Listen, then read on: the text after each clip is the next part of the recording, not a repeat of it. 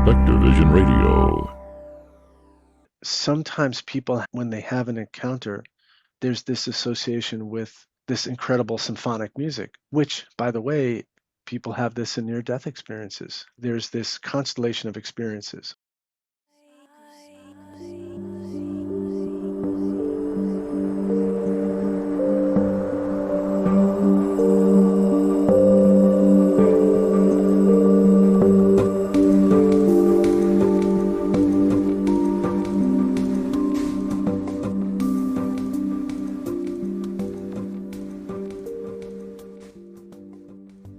Hello and welcome to the Modern Fairy Sightings podcast, where we listen to people's fairy encounters. But take heed, we're not talking about winged Tinkerbells here. These are real fairies, real encounters that took people like you and I by surprise. Stay a while and hear their stories. My name is Jo Hickey Hall, and I'm a folklore researcher. Hello everybody and welcome to the Modern Fairy Sightings podcast. I'm Jo Hickey Hall and this time I am joined by author Mike Fiorito, and I have been reading Mike's book UFO Symphonic Journeys into Sound, which looks at the kind of phenomenon related to sound and music, generally to do with UFOs, but as we've just been talking about, there's lots of crossover, as there always is, between UFO phenomena and fairy experiences. So welcome, Mike. How are you doing? Jo, thank you so much. It's great to chat with you. I know you've been very busy, but thank you so much. I think this is going to be fun. Yeah, absolutely. And perhaps afterwards you can tell us about your new book too, which kind of leads on. Sure. But can you just talk us about the kind of premise of the book when you were writing? Sure. I'll take a step back and first say that I'm a musician. So I'm deeply interested in music. I'm also a music journalist. So I've done a lot of music journalism, going to shows. I would never call myself a critic. I'm an enthusiast. And I've been on this journey, I don't know, let's just say about 6 years. So I've written 4 books that are kind of related. And I know we're here to talk about UFO Symphonic, but it's been on a journey of books that I've gotten to this place. I wrote a book called Mescalito Riding His White Horse, which was about, I had met one of the founders, the bluegrass music in the UK. And I wrote a book about the connection between that music, and really that could apply to all music, and spirituality. And then that kind of got me on a journey to writing about this in earnest. I wrote a book called For All We Know. So that's a narrative. It's written as fiction, but it's memoirish, and anyone who reads it would detect that. But I wanted to be able to tell the UFO story, so a paranormal story, through a narrative form, not in a kind of academic or researched way, in a storytelling way. Then I started work on UFO Symphonic, which was now more of a research book. And the way I did that is I kind of asked some simple questions. So I'm a storyteller, as I'm sure you have gathered from reading my work. It's not so much, say, academic rigor. I didn't put it through some, research rigor. I asked simple questions. Can you tell me a story that relates music to something inexplicable?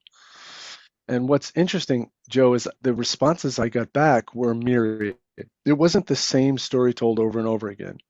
There was one instance where James Iandoli, I don't know if you know him, he's a podcaster as well. He had an experience where he saw a UFO as he was driving in the distance, and it was, a bright light in the distance, and as he was driving, it was moving across like the skyline. But he's driving. You can't just, you can't drive over streets and that kind of thing. But he followed it as far as he could. And what he said is the UFO, it started to look like, initially it looked like a nuts and bolts traditional UFO. And then it morphed into this plasmatic thing. And he said felt very strong psychic connection to it. Sometime later, he was driving again, but he was tired. He'd been working late shifts. And in about the same spot, he said he saw something again in the distance. Then he said he had a car crash. And he basically fell asleep driving because he was driving late nights. Mm. And then he had this psychic telepathic experience with this being or beings. And what he said is he heard this great music, this lush, beautiful symphonic music, crystalline, uh, gorgeous symphony, and it like nothing he'd ever heard. Now, that kind of story is something I've heard a few times where people have this experience. Have you heard of this before? Yes, I have. Yeah. Um, and there's another what's his name? Uh, Lucci, uh, Orfeo Angelucci. So he was actually Carl Jung refers to him in his book on flying saucers. He was an American, Orfeo Angelucci, and he had a kind of similar experience where what he said is, and I wrote about this in the book, he saw this small enclosure, this small, uh, almost like the size of an elevator or something, or a lift. He walked into this thing. It was a spaceship, a UFO. And then when he walked in, it was this gigantic, like cathedral, this spacious thing. And again, he heard something like that. He heard this beautiful, gorgeous music. Um, However, that kind of story, one of the beautiful things about this is music, the way people relate to it is so myriad. And the stories and the things that they reported back to me were just were new each time. There was another instance where, and I'm just kind of giving some of the stories that were related to me. And as you saw in UFO Symphonic, I had narrative as well. So I carried the book with my narrative, doing my research, which I looked into. What are the origins of music? You know what they tell us? We don't know. We Yeah. just don't know. We believe that uh, uh, early early humanoids had the ability to vocalize and to sing before they could talk. So Mm. that's very interesting. Centuries of emotion, of you know consciousness without the ability to articulate in words. I think that's deeply interesting. And in fact, the prelingual aspect of music and the fact that music, and I always say when I say music, I mean say frequencies or droning sounds. It's not just music, it's Mm. sound Mm. that has the ability to deliteralize. So it takes us out of ourselves, dissolves the ego. So anyone who's used binaural beats for meditation or for beats, you have two frequencies going in each ear, different frequencies. And it has this kind of warble effect where it puts you in a hypnagogic state. Mm. And you can take that as far. You can, uh, uh, Bob Monroe who created the Monroe Institute, used binaural beats to, interestingly enough, he was encountering sentient beings in his uh, dream state or hypnagogic state. And what's interesting is these sentient beings were giving him advice on how to make humanity better. Isn't that funny? Amazing. This pattern of we encounter beings who want to help us and take us out of our uh, crisis. There are other stories, though, and I'm sort of weaving this all together. A friend of mine conveyed a story, it's in the book, and you'll often notice that there's emotion, there's grief associated, there's experience associated, and trauma associated with these experiences. So a friend of mine had uh, a partner. I don't think they were married. She was a very talented violin player and a fiddle player in the style of music she was playing. And she died young from cancer. Uh, and she was very talented. She played a lot of instruments. She had a flute that Frank kept. And Frank has been so devoted to the memory of Sue Cunningham. And he had this flute that you had to assemble in a box. And a good friend of ours came over, I had mentioned him earlier. He's a bluegrass musician, Peter Rowan, who's in that world. He's famous. He's well known. Peter's a very talented musician, multi-instrumentalist, songwriter. And he just observed. He said, "Oh, Frank, what is that?" And Frank said, "Well, that's Sue's flute, but it doesn't play." So he said, "Do you mind if I look at it?" And Frank had this song on his mind that he was burning to play for Peter. He wanted to play. Here's this legend. He has a song that he's written and he wanted to play for him. So as Frank is telling Peter the story about this song, which is kind of based on a folktale, actually, on like an English folktale. Peter is assembling the flute. Frank's not thinking much of it. And then Peter has the flute assembled and he starts to play on it. And now Frank is telling his story, and Peter says, "Okay, here's the melody." And he gives him the melody. And then he says, "And here's the chorus. Frank, you just gave a verse. Here's the chorus." So they wrote this song in real time like this, playing the flute. Peter puts the flute down. The song is finished. I have this all on tape, by the way. I have the audio of this. Oh, beautiful. Then they begin to discuss what they've done. Peter picks up the flute. It won't play. Yeah. It's silent. It's mute. Interesting that it came alive for that important to Frank, Mm. and what Frank's brought it to life. That's really Beautiful, right? beautiful. Really beautiful. It's like a kind of gateway between the worlds, isn't it? That something holding such resonance of this, this couple's love for one another and grief, and it can be brought to life by somebody that has a kind of magical hand with music or a magical skill with music, that's what they bring to the world. And suddenly this object, which is really more than an object, is brought to life. That's absolutely gorgeous.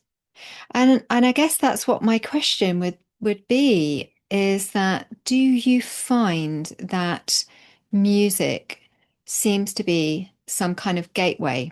Yeah, it does have and as I said, that the way that people describe these songs, sometimes music can bring you into an altered state, Mm. ego dissolution state where magical things occur.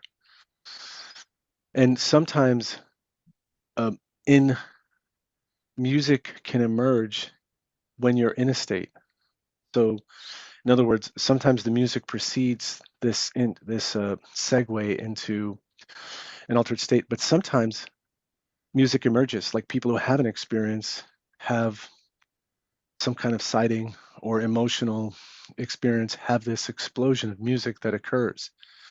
I mean, and certainly with not to go too far down that road, but with, say, psychedelics, the power of music is extraordinary to take you to, I mean, I've had incredible experiences, and nothing singular in that respect, but the acuity of your senses is so heightened Mhm. that hearing something, it's almost like you're dreaming in real time, Mhm. and you could dream a whole, which we really are anyway. We're always dreaming.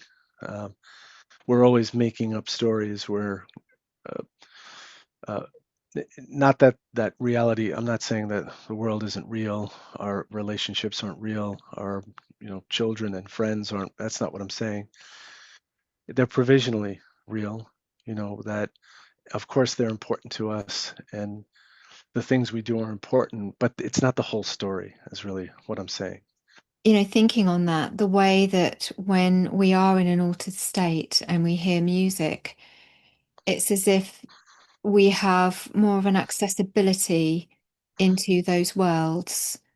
And so I guess music can also sometimes be a kind of calling card Hmm. from those realms too. I mean, some of the experiences that have been relayed to me, I spoke to a guy who relayed how his uncle had had an experience while walking across a kind of marshy land in northwest Wales.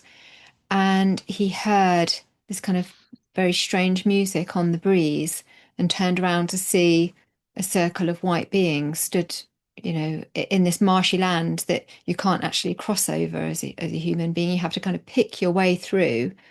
And Mm, there was this circle of beings dressed in white, standing over there. And when he felt scared by, he felt a sense of dread and went to run, the music became louder, and it was almost kind of chasing him. mm, So, you have that sort of experience.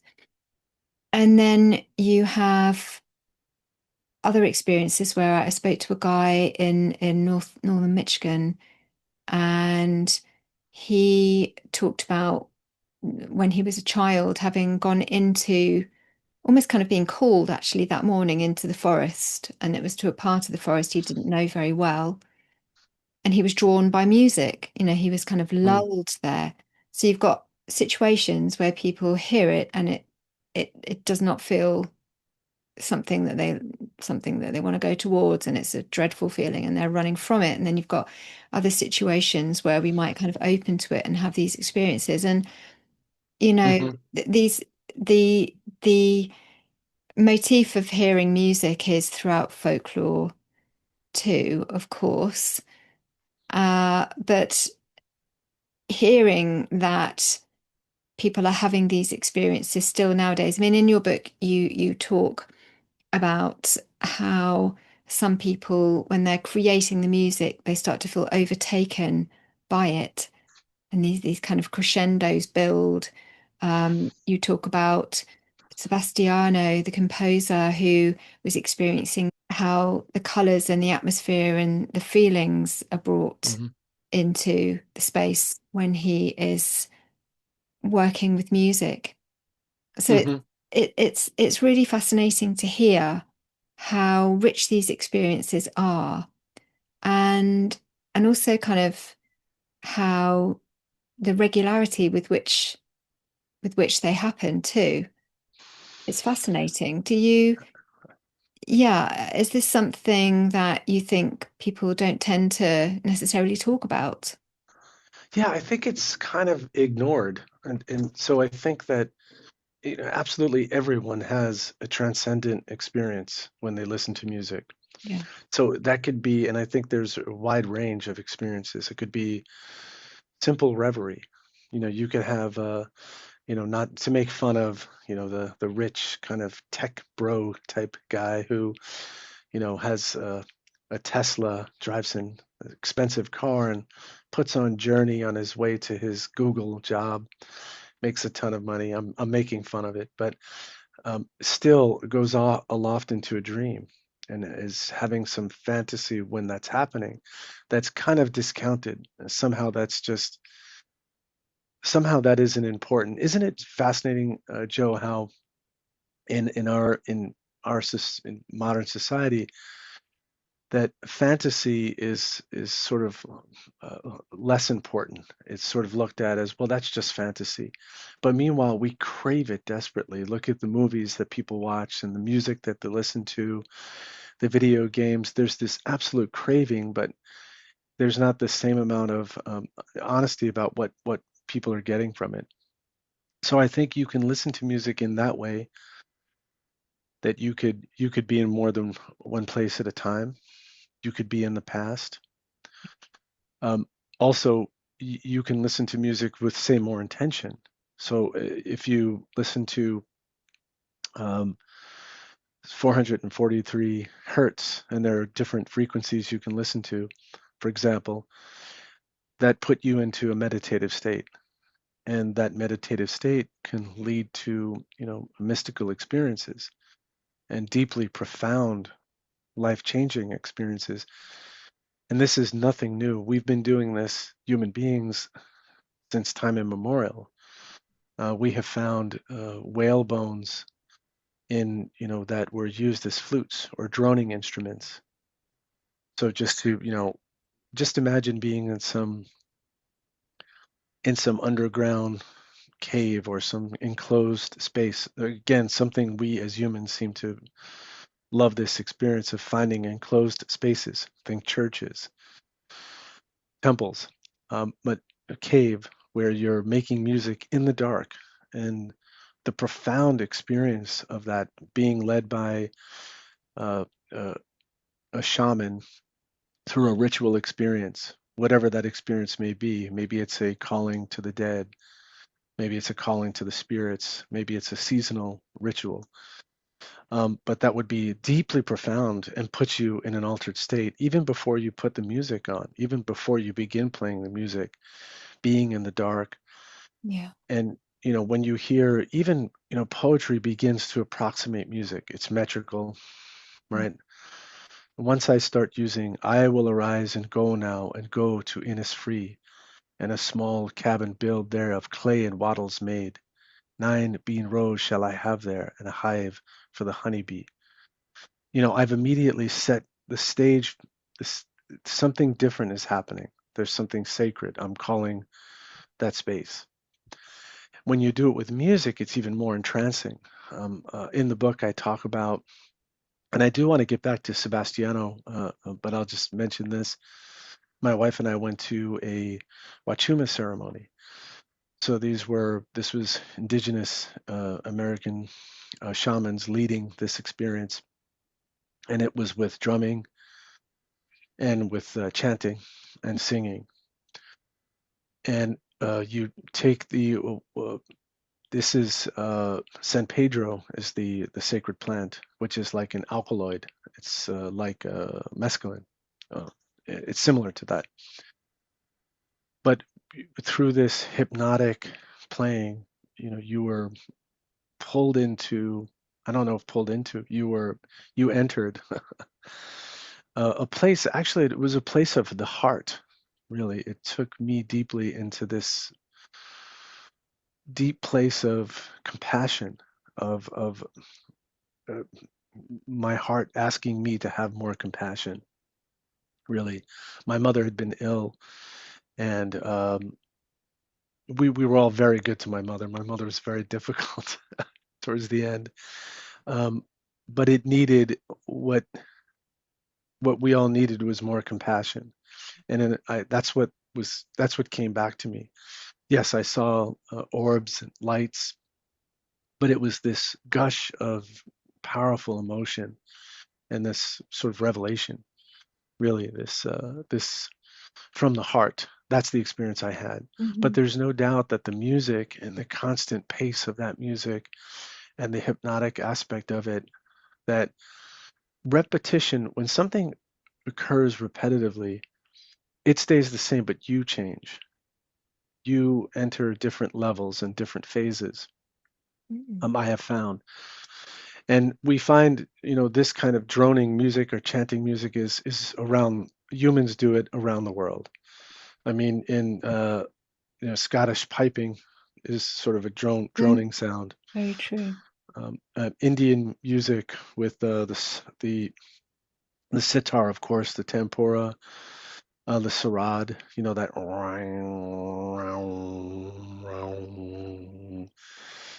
of course, chanting, Mm. um, Gregorian chants, and church music, which I love. I think, yeah, there's a section. It's funny because it's been a while since I've written UFO symphonic, and I do have a section on Palestrina, and the Renaissance Italian composer who's famous for his like claim to fame is he helped the church recognize polyphonic music. So prior to Palestrina, you would have monophonic, which is one voice, like Gregorian chant. Mhm. And northern Europeans started to experiment with polyphonic music. So church, the Rome was like, this is not good. This is evil. Think about it. It's just two, three voices occurring, more than one voice, more than one part. But it was deemed demonic and crazy. Because it was Um, powerful.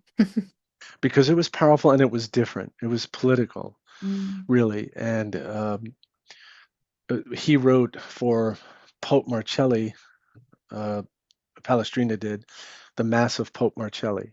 And I highly encourage everyone to go out there and listen to it. It sounds like the history of human emotion going back to prehistoric times.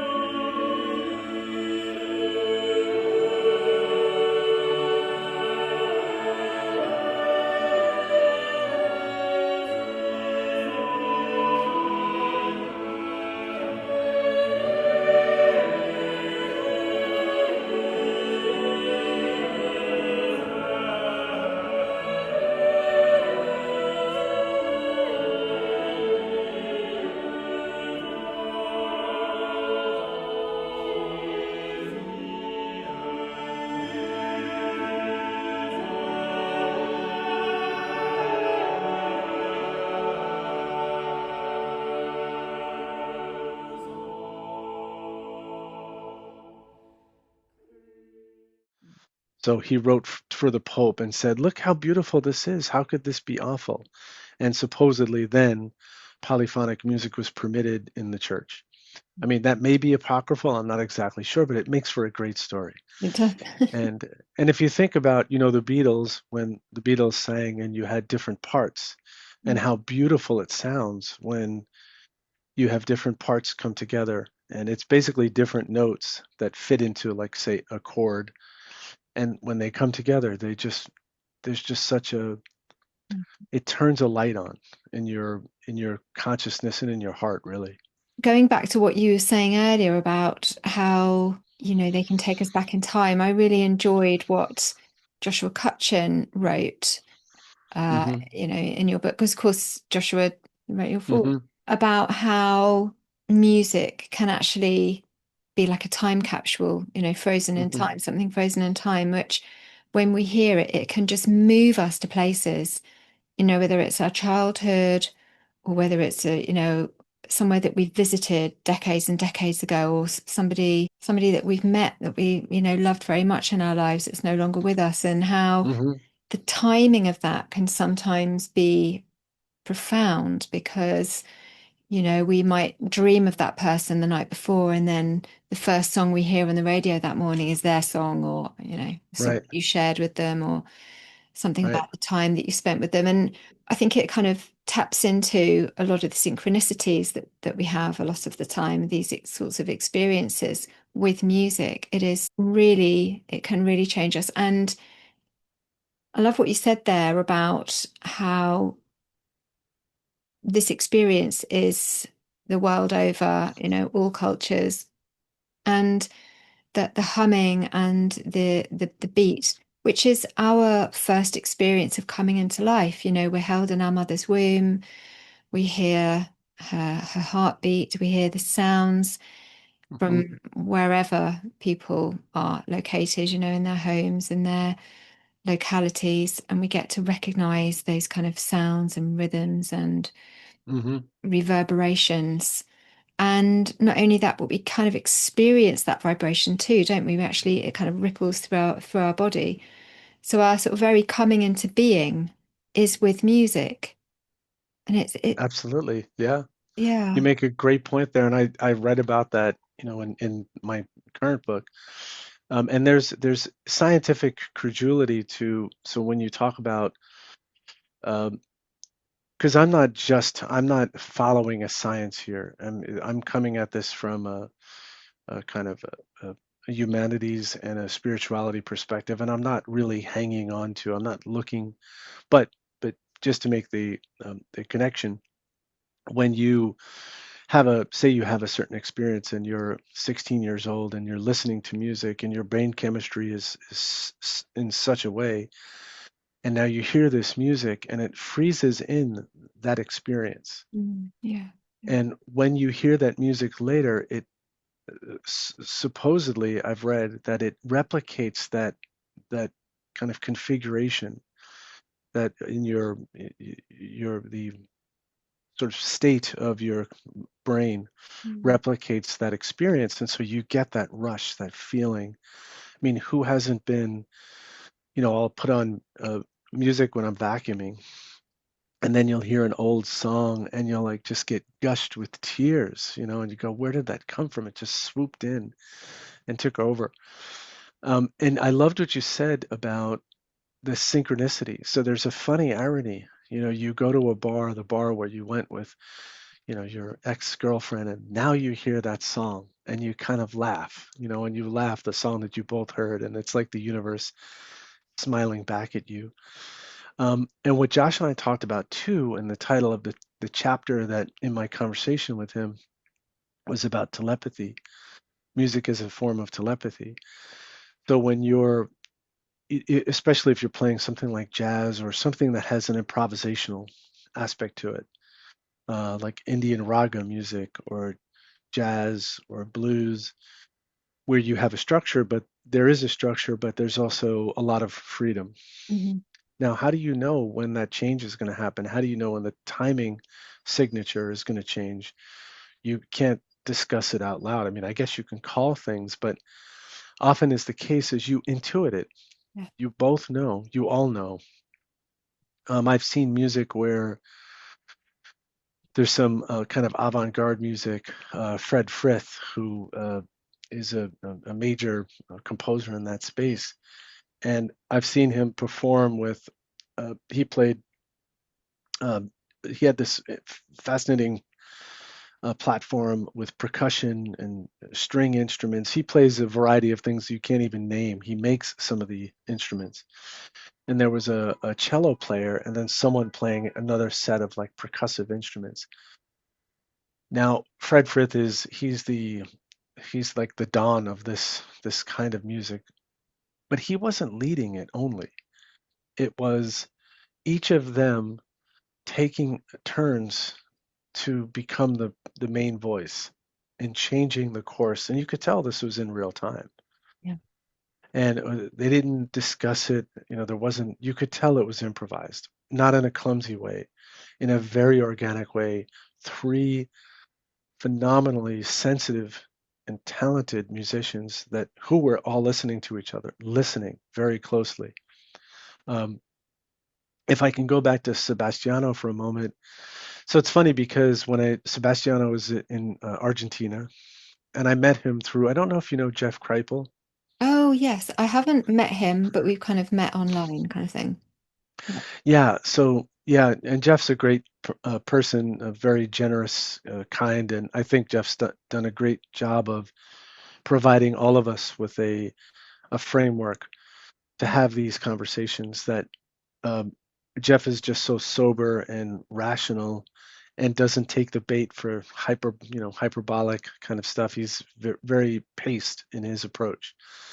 I tell him that I've told him he writes like a Nebraskan farmer, and he got a great kick out of that. Just very calm and, just talking about the land. Yeah. Um, so Jeff introduced me to Sebastiano, and I had a conversation with Sebastiano, which is in the book. So Sebastiano is a composer and a conductor. Yeah. So he said when he begins to so he gets a piece of music and he's conducting a piece of music of a composer who's long dead, and it's this multi-phased experience that he goes through. Now he was very hesitant to call it paranormal, but I said everything you're saying is paranormal, by the way. Everything you're saying.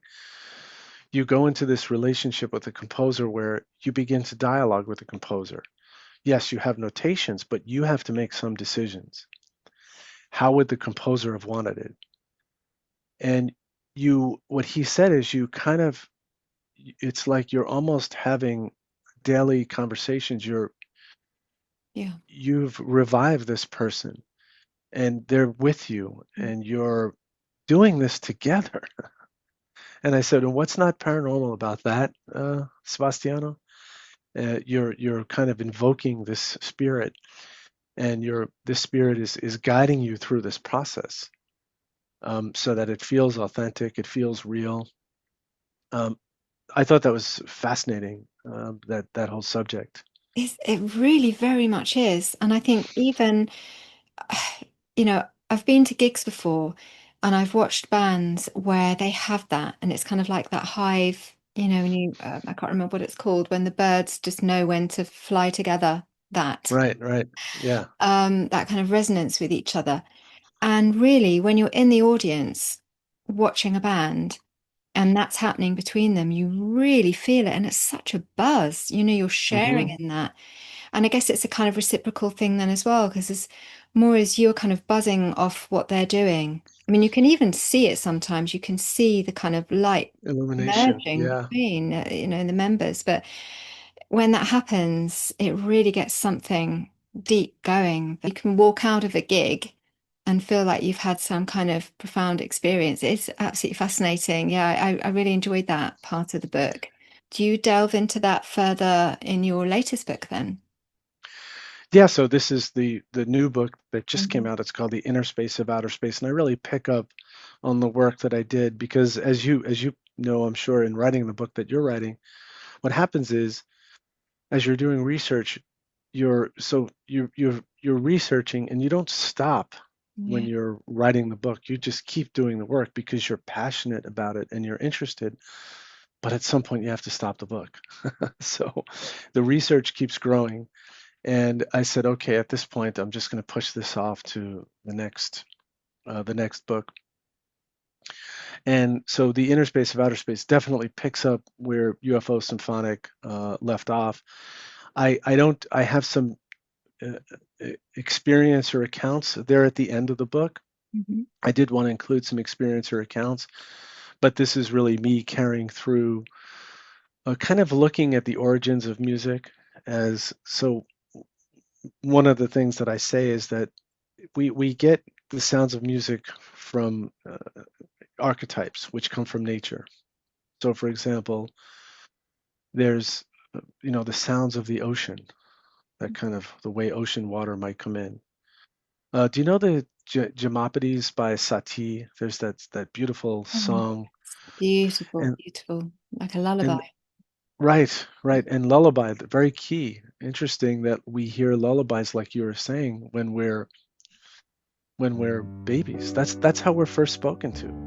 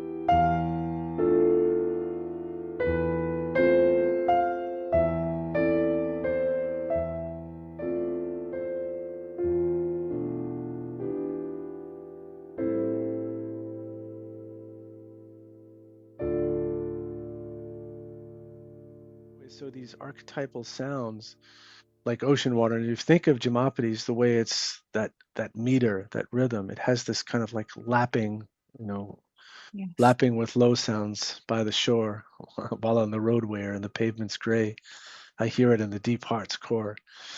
And also just, rain or uh, water from a creek, thunder. We get these sounds and they're a part of, I can think of certain Led Zeppelin songs that have thunder in them. Mm. It's the sound of a guitar. Um, so yeah, the origins of of music, and it's basically nature. We're retelling some of what we've experienced in nature, and I do focus on a few composers, musicians.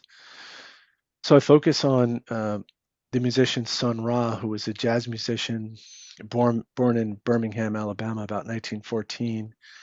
Very inventive, innovative, forward thinking, and has changed music up until this day. Ra claimed that he was visited by sentient beings who told him to make music to harmonize the people of Earth. And just fascinating character. By the way, I should mention that for each composer, I chose a tarot card randomly, and I chose a tarot card that I would then sort of envision their story through that. Interestingly, I chose for Sun Ra, the magician, which is, a perfect fit. I chose the major arcana, I should say. I Yes. only selected from. And, if you see pictures of Sun Ra, he's dressed up in a kind of spaceman outfit. He wears an antenna, a hat with an antenna, but very playful, but also serious. The Sun Ra Orchestra. Yeah, yeah. Yeah, I've seen them a couple of times. Oh, cool, cool. They were absolutely out of this world. Yes, that would be a very good description. Yeah, we saw them in quite a relatively small venue, not far from where we live in Bristol. And then we saw them at a festival as well. And of course they come into the audience. Right. And then you start kind of, dancing around in a line with them in the audience. And, again, one of those amazing experiences. And like a church revival. So he kind of Yeah. brought together, sort of the Southern, church revival feeling with some intergalactic kind of infusion put in there. He was also a syncretic thinker. So he's very much interested in theosophy and Steiner and deeply interested in the modern music of the time, the avant-garde music, and was incorporating these ideas. I mean, we're just catching up to Sun Ra today. But what was interesting is if you look at, say, the Marseille deck of the tarot card, and you see a platform with, objects and, technology, and he's half magician, half trickster, his sort of, which Sun Ra was. I mean, he was very playful in his language. So he had about 50 or 60 names he called himself. And, he would say, some people call me Mr. Ra. Some people call me Mr. Ree. What does your mother call you? Well, she just calls me son. Very playful, like the magician. And then I won't go into all of them, but I then go into Pink Floyd. And what's weird is that maybe I didn't shuffle the deck well enough. I chose the Ace of Pentacles for Pink Floyd, which I associated with Syd Barrett because I really focused on the early Pink Floyd, who Syd Barrett claimed to be very influenced by Sun Ra, was impacted by that, his music, his composition. And I really trace, and the reason I chose the composers and musicians I did is because they were using technology and synthesizers, Moog synthesizers. They were using technology to kind of project this futuristic vision of humanity going into space. And of course, when I say, so the title of the book, The Inner Space of Outer Space, is kind of going out there is going in here, and going in here is going out there, as above, so below. And I sort of walk through some of the other. I talk about New Age music as well, and now the incorporation of animal sounds and nature sounds into music that was in New Age music. And although New Age music often gets kind of derided for being, I don't know, hokey or something, I think it was that genre was like a laboratory for musicians who did some very interesting things, and it was great success too. It was a successful genre. I got to meet Stephen Halpern, who is one of the founders of New Age music, and we talked about his music, what he calls healing music. So New Age is, the genre title when you go to the catalog section, but he refers to it as healing music. And so he made music playing with frequencies to aid in meditation, to aid in yoga. He also had experiences of his own. So he says that when he got put into certain states, it opened up the ability to have encounters. Yeah. And so, in being in that state, when you put yourself in that state and you're composing in that state, it sort of opens the channels of communication. And he had an experience which I talk about in the book. I highly recommend, encourage people to go look at it. And I should say too, I'll sort of end on the composer's part that he claims that he was very influential in Brian Eno's music. He felt that Brian Eno kind of stole from him a little bit, Right. and Wow. Yeah. uh, I mean, Brian Eno has his own incredible path of music and composition style and approach that was, I think, highly unique, and singular in many respects. Of Mhm. course, people can be influenced by other people.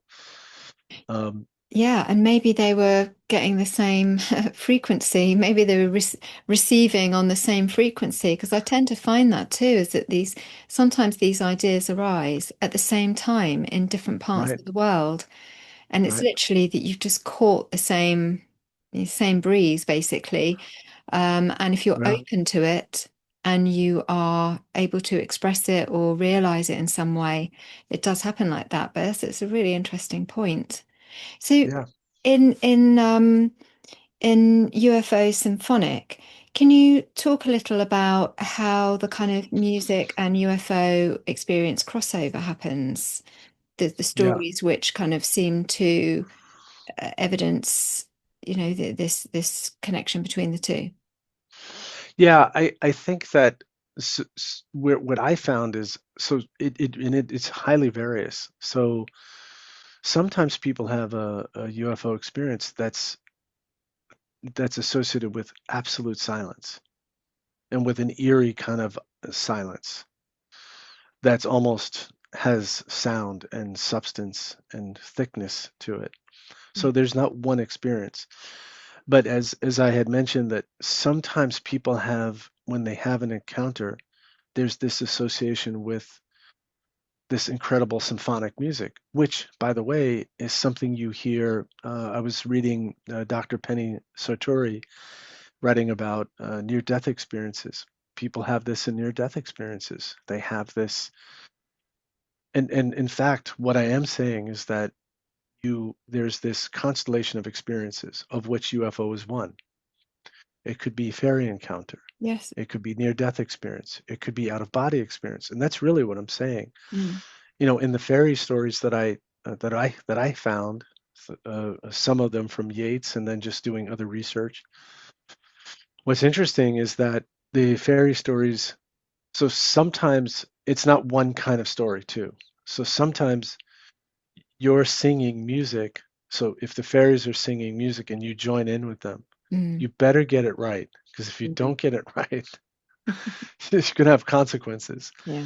But if you get it right, if you curry favor through music, then you become kind of honored and cherished and protected, Yeah, right? it's where your Um, heart is when you're taking part, isn't it? Not taking part just to get something, like the right. story of the man with the hump on his back, and he gets Hmm. told he hears the fairy singing, and he sings it back to them, and he's kind of rewarded with having this disfigurement removed, and then somebody else thinks, oh, I'll have a bit of that, who doesn't offer the song from Right. their heart with unconditionally, let's say, Right. but in order to grasp something and suffers the consequences, gets an extra hump on his back. Yeah, it's about intent. Right. Right. And it's Yeah. it's sort of like it's like a passivity. It's you can't demand these things. You Mm. can't demand I don't feel. You can demand like what is the formula? Whitley Yeah. Strieber asked me, what music can you use to call a UFO? And I said, I don't know. I don't know. I know there are people that talk about there's like the dog whistle or there's a whistle or a call, or I just feel that these things are more intuitive and Mm. you can set the stage for it. You Yes. can invite, but you can't demand. Yeah. Like any mystical experience, there's this level of grace and passivity, transience, noetic experience Mm. that William James talks about in Varieties of Religious Experiences. You have passivity, it just occurs, you didn't demand it. Noetic experience, it's illuminating. It's transient, is another. Mhm. And so, in a similar way, music happens in different ways uh, in the paranormal experience, of which UFO is one. Mm. But some people will say, you know, I don't see the relationship. So I've had that people say they don't see what that connection is. And I think, to me, it just seems obvious, and I didn't mean that to sound arrogant, just that music takes you out of yourself. And when you're in that state of ego dissolution, you're now swimming in the waters of the collective unconscious or Akashic records. There are different words for these things. They may not be exactly the same, but you're out of yourself and into the bigger, uh, the realm, a larger realm that includes more than just you. Mm. And it's interesting, it includes more than just you, although on some levels, I think maybe we are all just one, and the others that we're seeing are reflections of the one Mhm. as we are. And when you have that state of, yogic um, union, um, you discover, you feel that it's uh, first of all, it's bigger than you. Mhm. You are just one piece, component of this larger collection of beings, which are not necessarily just human and multifarious. And they're not just, I include trees and waters and oceans and the sky. And it's more than just sentient. Where does sentient begin and non-sentience? And I think that gets murky. Mm. Um, if I could just give an illustration of that, I mean, if I'm made of the stuff of the earth. I'm this collection of flesh and bones that's nourished on the water and the food that was grown in the grass by the sun. And I'm just a temporary manifestation of that uh, for the moment, and hopefully do a decent job of try to do a good job of protecting this patch of the world while I'm in it. Oh, that's really beautiful, and I think it's Thank you. a lovely place to end actually on that Yeah. thought. The word while you were describing that was kind of divine, something about Well, thank you. the divine and our the our the beauty in our potential, the potential of our beauty being reflected back to us throughout this somehow. This idea that we're all Yeah. one. I'm with you there. I agree. Something that I like to write about and explore more too. So I look forward to your book that's just been released too, and I'll put details of both below. Thank you so much for this lovely conversation. I'm so, yeah, Yeah. I feel really moved by what we've discussed today, and Me it's too. lovely to meet you. It's really great to meet you, Joe, and I'm very excited to read your work. So please let me know. I know we're friends on the socials, but I'm very, very interested to read with your expertise in fairy lore. I can't wait to get into what you have to say.